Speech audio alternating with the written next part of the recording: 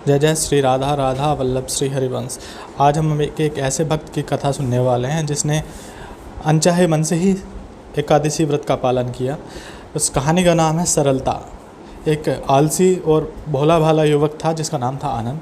दिन भर कोई काम नहीं करता था, बस खाता रहता और सोता रहता था। घर वालों ने कहा कि जाओ, निकल जाओ यहाँ से, कोई काम धाम तो करते नहीं हो, बस पड़े रहते हो। वह घर से निकल कर यूं ही भटकते हुए एक दिन एक आश्रम पहुँचा। वहाँ उसने देखा कि एक गुरुजी हैं, उनके शिष्य कोई काम नहीं करते, बस मंदिर में पूजा करते हैं। उसके मन में यह विचार आया कि ये तो बढ़िया काम है, कोई काम धाम नहीं करना, बस पूजा ही तो करनी है। तो गुरुजी के पास गया और बोला कि गुरुजी, क्या मैं भी आपके यहाँ पर रह सकता हूँ? लेकिन मैं कुछ काम नहीं करूँगा गुरुजी। तो गुरुजी बोले कोई काम करना ही नहीं है, बस पूजा करनी है। यह सुनकर तो आनंद खुश हो गया, बोला ठीक है, मैं वहीं रह लूँगा। अब आनंद महाराज जी के आश्रम में रहने लगे। ना कोई काम करना था, बस खाते रहो और प्रभु की भक्ति में भजन गाते रहो। ऐसा करते हुए 1 महीना हो गया। एक दिन आई एकादशी। उसने रसोई में जाकर देखा कि खाना तो बना ही नहीं है। तो उसने गुरुजी से पूछा कि आज खाना नहीं बनेगा क्या? गुरुजी बोले कि नहीं, आज तो एकादशी है, तुम्हें भी उपवास रहना होगा। यह सुनकर तो उसके होश ही उड़ गए। उसने कहा, अगर आपने हमें उपवास करने के लिए बोला तो कल का दिन ही नहीं देख पाएंगे हम नहीं कर सकते उपवास, हमें तो भूख लगती है, और आपने ऐसा करना था तो हमें पहले क्यों नहीं बताया? तो गुरुजी ने उसकी बात सुनकर कहा, चलो ठीक है, तुम उपवास नहीं कर सकते तो मत करो, लेकिन यहाँ पर इस रसोई में अभी खाना आपके लिए नहीं बन पाएगा, आप अपना खाना खुद ही बना लीजिए। अब मरता क्या नहीं करता। तो गुरुजी आए, देखो तुम अगर खाना बना लो तो राम जी को भोग जरूर लगाना, और साथ में ये भी बोल दिया, और जाकर नदी के पास जाकर अपना खाना बना लो। बोला ठीक है। लकड़ी, आटा, तेल, घी, सब्जी आदि आनंद लेकर महाराज जी से जैसा तैसा खाना भी बनाया, खाने लगा। तो याद आया कि गुरुजी ने कहा था कि राम जी को भोग भी लगाना है। वह भजन गाने लगा, आओ मेरे राम जी, भोग लगाओ राम जी, श्री राम आइए, मेरे भोजन का भोग लगाइए। कोई नहीं आया बहुत देर तक, तो वह बेचैन हो गया। कहा कि भूख लग रही है और राम जी आ ही नहीं रहे हैं।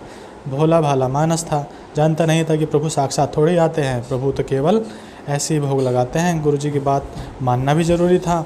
तो उसने कहा कि देखो प्रभु राम जी, मैं समझ गया हूँ कि आप क्यों नहीं आ रहे हैं।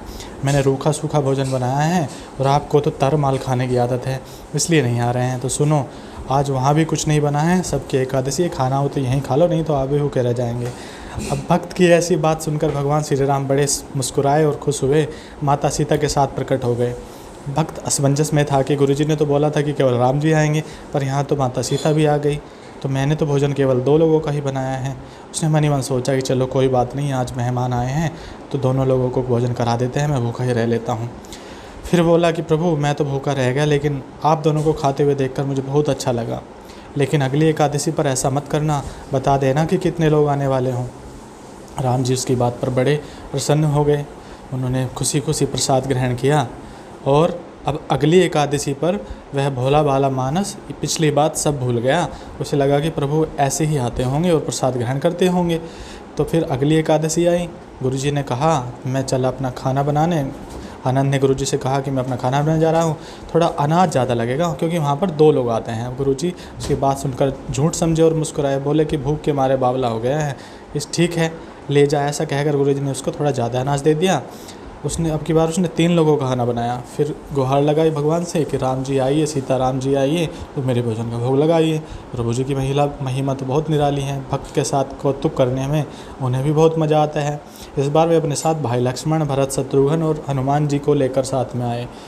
ये देखकर तो भक्त को चक्कर ही आ गए। यह क्या हुआ, 1 का भोजन बनाया तो 2 आ गए, 2 का भोजन बनाया तो पूरा खानदान ही आ गया। लगता है आज भी भूखा ही रहना पड़ेगा।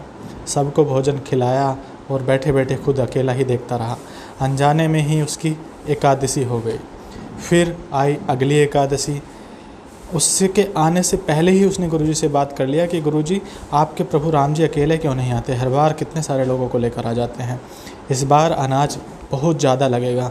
गुरुजी को लगा कि कहीं ये अनाज बेचता तो नहीं है, देखना पड़ेगा। भंडारे में जाकर इसे जितना अनाज चाहिए दे दो और छुपकर उसे देखने चले जाओ, ऐसा उन्होंने अपने शिष्यों से कहा।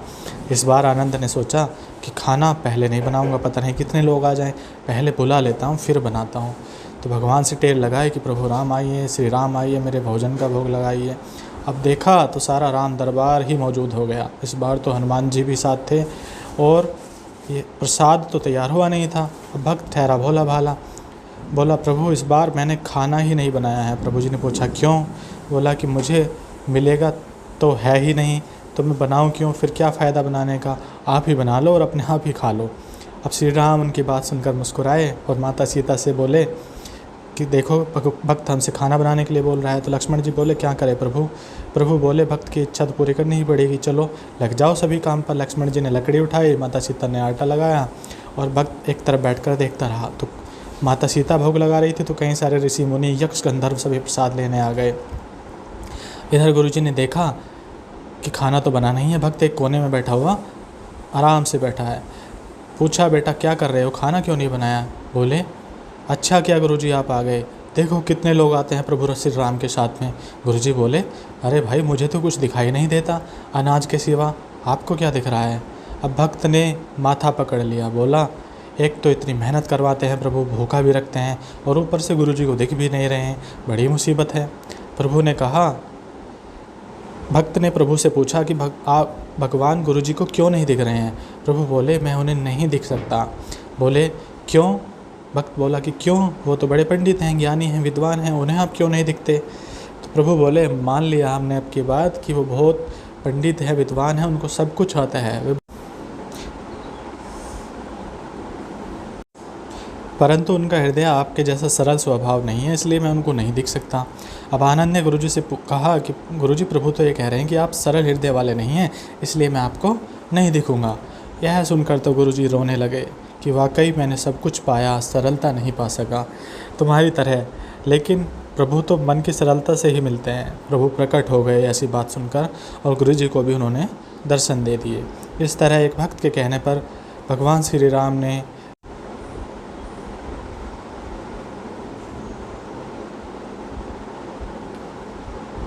आपको ये कहानी कैसी लगी हमें कमेंट में ज़रूर बताएं।